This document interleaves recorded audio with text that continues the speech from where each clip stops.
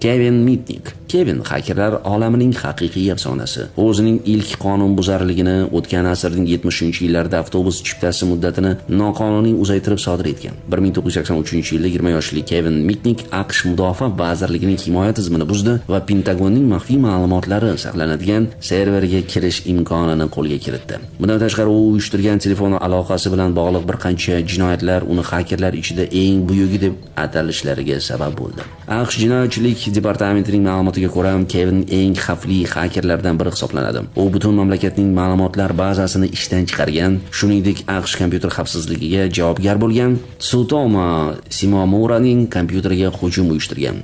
Bu qilmishidan keyin u 2 yil qochqinlikda yurishga majbur bo'ldi. AQSh fuqarolarining barchasi kredit kartochkalaridan pul olish imkoniyati borligiga qaramasdan, u o'z faoliyati davomida bir sent ham o'g'irlamagan. Mitnick qo'lga olingandan so'ng 4 yillik qamoqda o'tirib chiqdi. Bir qancha muddatga unga kompyuter va telefonga yaqinlashish taqiqlandi. Taqiq muddati tugagandan so'ng u kompyuter xavfsizligi maslahatchisi sifatida faoliyat yuritmoqda.